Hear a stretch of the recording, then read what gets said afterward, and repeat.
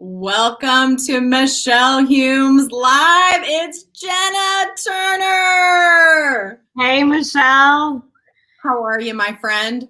I'm doing good. It's actually cold in Houston, so we're going to get a day of winter here, which is super exciting. I love it, and I love you. I'm so glad you're my friend, and I'm so glad you are on our show today. Welcome. Thank you. I'm a little bit nervous. Oh. I don't know that the world is ready for us. Well, that is a concern I have as well. Okay. These two blonde bombshells, these mamas, we're gonna take this world by storm. I don't know that they are ready for what we have to say. Going to or are already? Oh yeah, are already. Yeah, I agree. Okay, so I wanted you to come on today because you are not only an incredible entrepreneur and business owner, but you are a mom to two adorable boys, a wife to a fantastic guy, and you run a brokerage. And I just admire you so much, and I love being your friend, but I thought the world needs to hear how Jenna does that. So real quick, give us a background of how you got to where you are. You've had incredible growth over the last couple of years. So start there and just share a little bit about your history. Yeah, so I've actually been licensed for 10 years this week. I don't know how that happened, but it definitely explains how often I have to have my gray hairs dyed. I don't know how 10 years passed by so quickly. So I'm 34 years old. I'm a mom of two kids. I used to want to be a professional ballerina. But I'm 5'2" and I'm kind of chubby, so that didn't work out. And so I got into real estate after working with real estate investors kind of as a consultant and helping people flip houses. I got into real estate and really did not sell one house my first couple of years because I was 24 and I was broke and I didn't know anyone who was buying houses. But I did a lot of leasing and I kept up with it. And really by year 4, I was a top producing agent in my market. And our numbers just they were doubling there for a while, but they're steadily growing still. And we went independent 2 years ago when I opened up a brokerage, and we started with 3 people, and now we've grown over 25 staff and agents this year. So I'm having to build a bigger table constantly for people to sit at in our organization. And I'm still in production. I do that with the help of a lot of admins, and then lead our agents and coach them to increase their production. So a couple of things I want to touch on. Number one, we have agents who start in our team or on your brokerage all the time who really don't want to take leases or rental leads. And I always say, you never know what's on the other side of someone that calls up needing a rental. And that is such incredible advice, I think, that can be taken away and given to a brand new agent, because that rental can turn into $1 million buyer in 6 months. It can turn into who's their dad, who's their brother, who's their sister. Are they investors? You never know what's on the other side of a rental. And I think that is huge, fantastic advice, because look at your success now. And it started as working leases. Yeah. And so a lot of my clients now that I've sold 1, 2, or 3 homes to were renters that I initially started working with. But when I started, I was 24 and no one I knew was really purchasing. I didn't hang out with people that had a lot of money. I was, I had come from like a bartending background and waitressing. And so I kind of started where I could, and this was post-recession. And I remember an agent in my office who had been doing this for a long time was like, hey, there's no money in leases. You don't even want to mess with that. And I was like, no, I want everything that you guys won't touch because I got bills to pay. And so by the end of my first year in real estate, I was making about $10,000 a month doing leases, which was 10 times harder work than selling houses. Because these leases on average were like $800 a month. I mean, Houston's was a cheaper place to live. So I just did that, and I treated my renters like they were the only clients I had, because they were. And I kept in touch with them and really built a pipeline of first-time home buyers. And now those people have bought second and third homes. I've been doing this long enough to really see people from like when they started in their career, and when they were fresh out of college, to now they are telling their spouse like, oh, I've worked with Jenna for 7 years, right? Because I was with them in the beginning. So I'm a big believer in rentals, and getting your foot in the door and starting somewhere just to get some momentum going in the industry.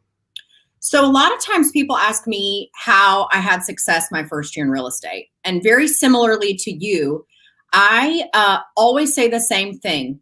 I showed up every day. I showed up and asked whoever was around the office, can I go on that appointment with you? Can I go to your closing?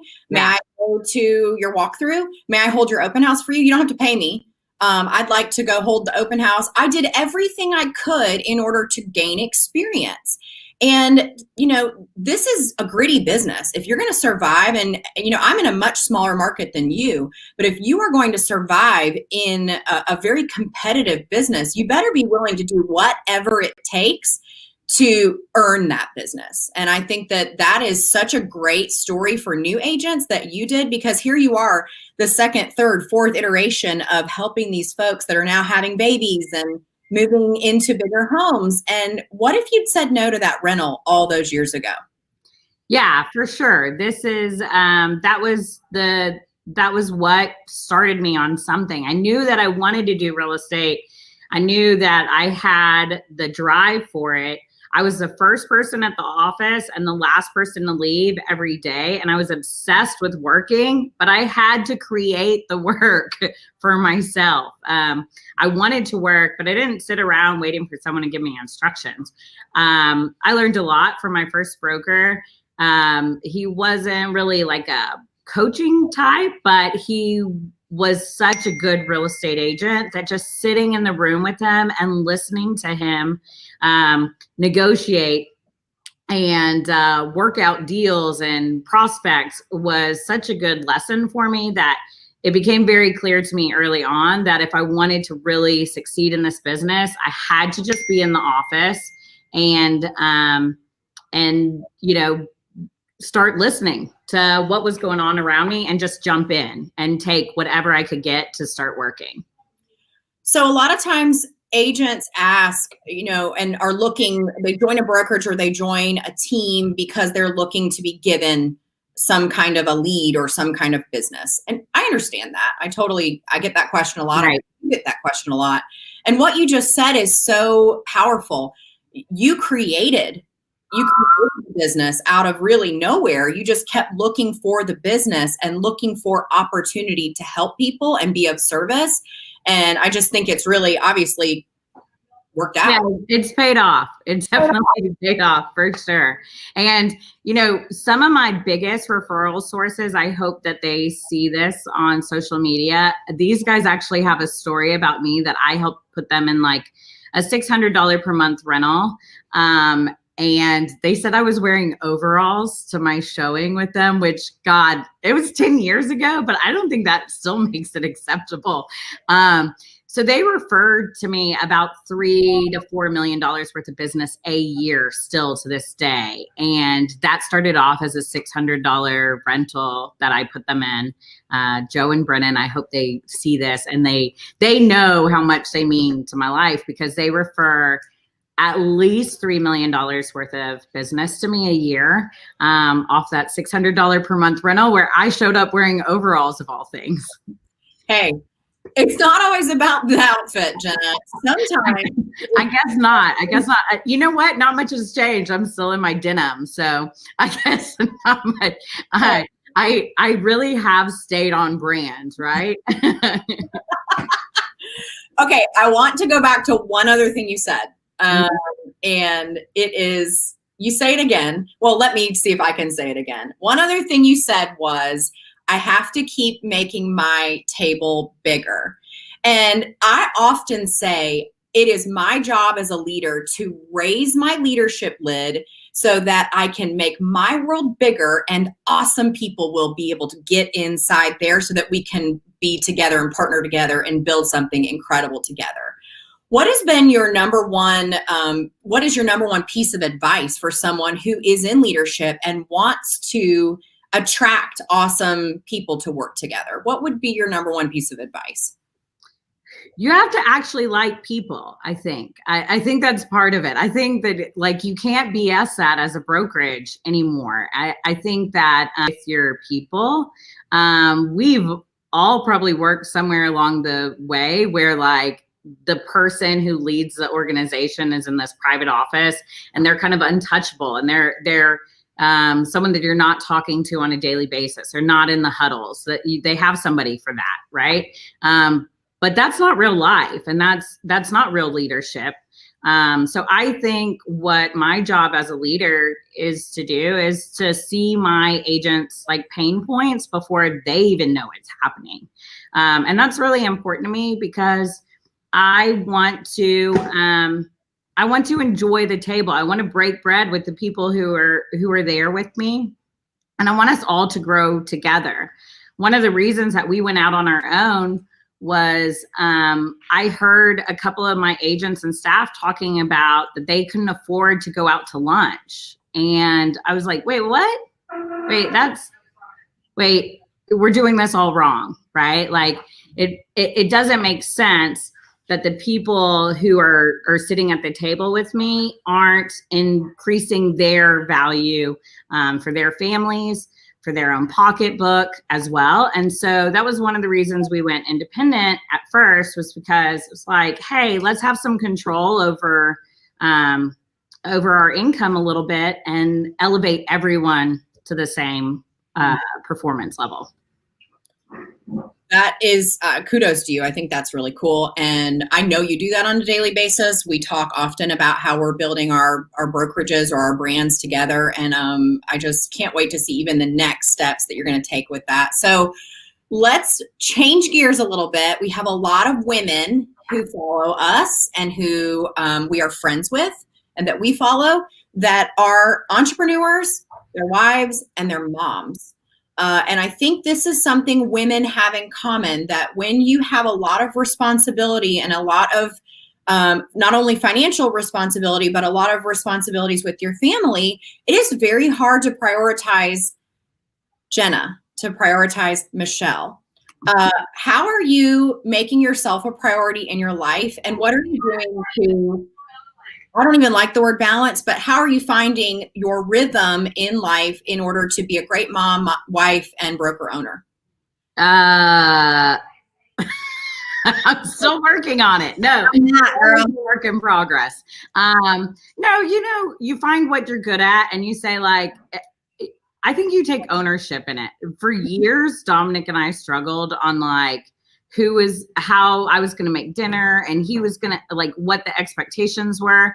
And honestly, like you kind of have to throw some of the expectations out and just say like, listen, let's talk honestly here. Like this is not something I enjoy doing. Michelle, you and I have talked about this before because I know you're a fabulous cook and I just wish I had 1 ounce of that talent, but like I just have to accept like that's not my thing, and so I'm going to stop trying to fit in that box, right? So what is my thing? Okay, we all have to eat every day, so maybe it looks like meal prep for my family.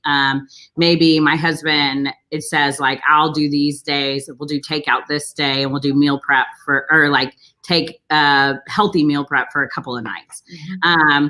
And so I think just like everything, you have to figure out what works for your family and what doesn't. And what are the pain points, and just say like, okay, I don't do that anymore. So years ago, I made a list of just things I do not do. And I'm not going to lie to myself and say that I am going to be great at this. I'm not. I'm never going to iron clothes. Like, let's accept that and let's move on. You iron clothes? I think I used to iron clothes. Yeah. Now I just go and see, I accepted that. And now I only wear denim and overalls. And so like, screw it. It doesn't even matter anymore. But like, you have to find what works for your family and what doesn't. and your business. There are pain points in our real estate business that like we could outsource. Even if you're a new agent, let's say that you hate inputting listings or you hate doing the paperwork aspects of it. I think there's a solution for that. There's a new agent next to you that just needs $20 that day. Like, have them do it, or y'all trade. Okay. You like meeting photographers and they don't. So you meet all the photographer that day and the person in the office does the paperwork. Like, you just have to find the balance that works for your family. I'm a big believer in outsourcing, but sometimes you can't afford to do that when you're starting out. You just have to figure out how to get through the stuff that you don't like or that causes you so much pressure in your life that it takes away from earning money or spending time with your family. I am on the same page as you about that. And I think a lot of people who will watch this can relate to that. And I think as women, we put a lot of pressure on ourselves, and so much so that is unnecessary sometimes. I love that you actually look at it very pragmatically, and we can be problem solvers when it comes to that, outsourcing, trading, and just having open communication about what your family is going to prioritize as far as what's important. And I know you and I are both on a very much a health journey to making our health our priority. Not allowing showings or even, prioritizing our sleep or health. I mean, it's hard, and children, and there's a lot of guilt that goes into that. And so I'm with you. I applaud you. I think that you're awesome. I can teach you how to cook. No, I've accepted. I'm done with that. I'm done. That overall is closed. It's over. I'm good with it. But I would love to find joy in it. I think a lot of times, like, especially I'm in the daycare world, right? Like, my kids are little bitty, and sometimes, and we've talked about this before, sometimes it's hard to be a business owner and a leader to so many salespeople, right, who are amped up on a different level, and then like fit in at the playground and what that looks like. And I've had some people say some pretty snarky things to me over the years about like, why don't you just want to be a better mom? And like, why do you want this business thing? And so sometimes I think that that's an insecurity with them and something that makes them uncomfortable, but I'm not making me uncomfortable with that anymore.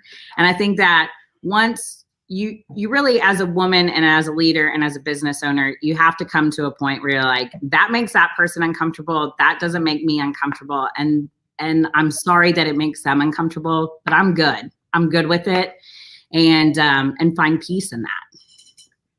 Yeah, I agree with you.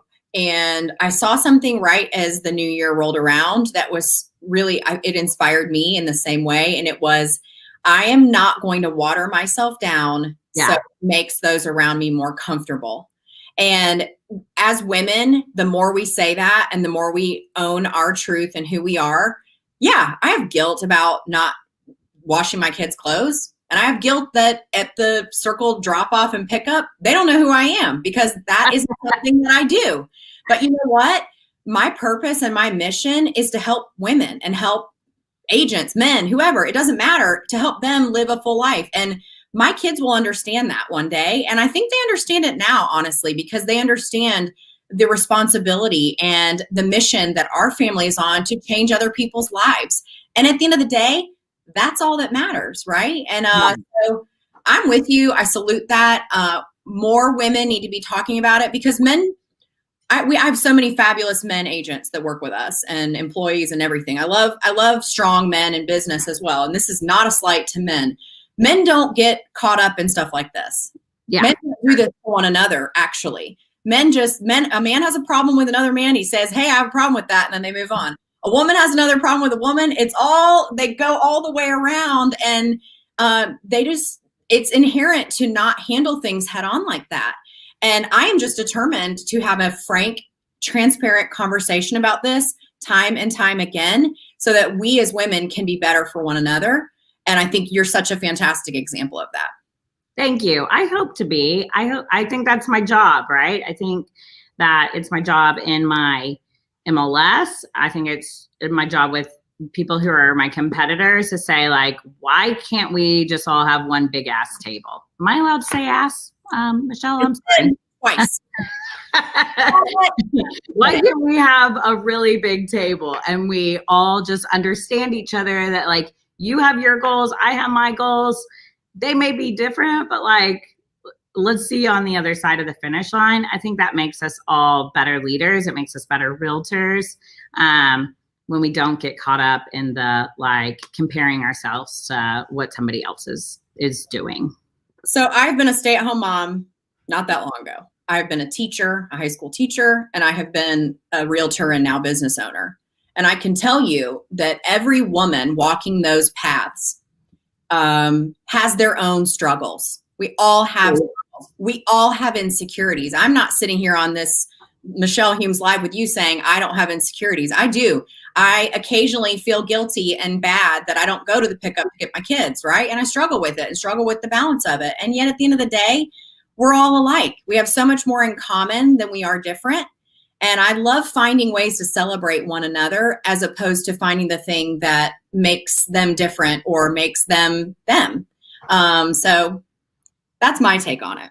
Yeah, for sure. And for example, I need to try some of your great cooking. I would love to celebrate that aspect of your success, ma'am. And you know what? I bet my husband would too. Just send a plate on down to Texas for us. We'd be thrilled to encourage that. You know what's funny? I'm happy to do that. What's funny is our coach, John Cheplack, who is always doing fantastic videos and teaching us so much about life, was talking the other day about what makes you happy, what really makes you happy. And so, of course, cooking is something that just makes me so happy. It makes me so happy to cook for other people. It makes me happy to cook for my family. And I don't always have time or make time to cook and do that. And so after having built a business for so many years, it's finally time where I'm like, okay, that actually makes me really happy. And I'm going to spend some time, even if it's just on Sunday, I'm going to cook and enjoy it and fly my friends from Houston to have my cooking. That's what I need. Yeah. So, because what does make you happy? I think that's so important. And it's not just about building a big business. I think it's great to be successful. It's also really great to be happy and have fantastic friends and family and create those memories together. Yeah, for sure. I really love renovating houses, which is a very expensive hobby. Really?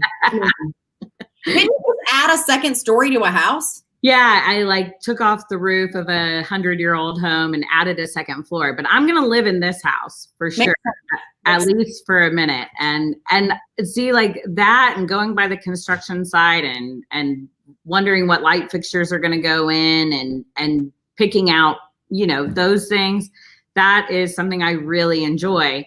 And it's not that far off from real estate, but it's something that I enjoy a lot and I know a lot about. And I think I enjoy that way too much, but I can only do that maybe once a year, once every other year. It's not my everyday thing. So I love that. I want to see some of your projects.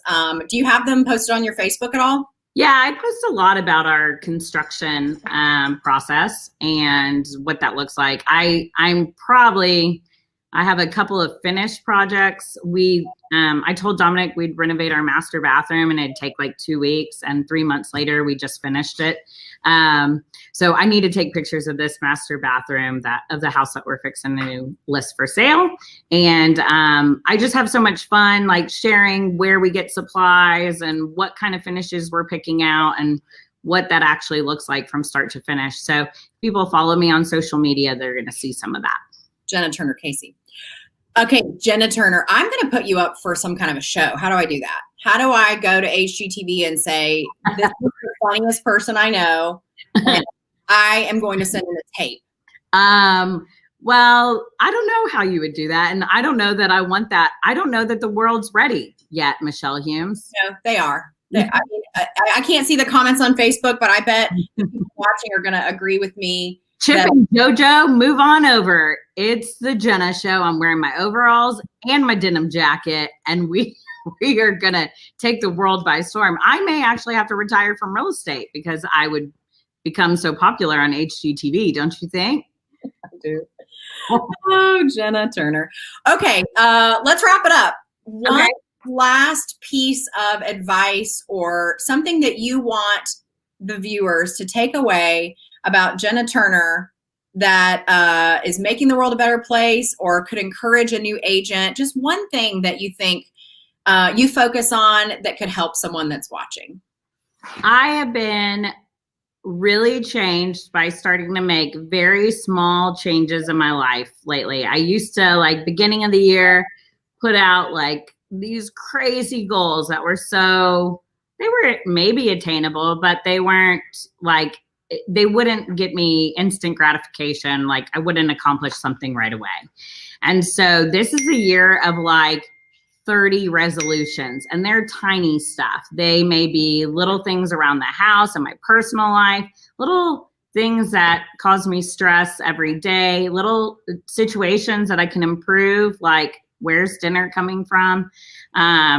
And so I am encouraging our agents. I made everybody make a list all week long of all the little things in their life that are taking up space.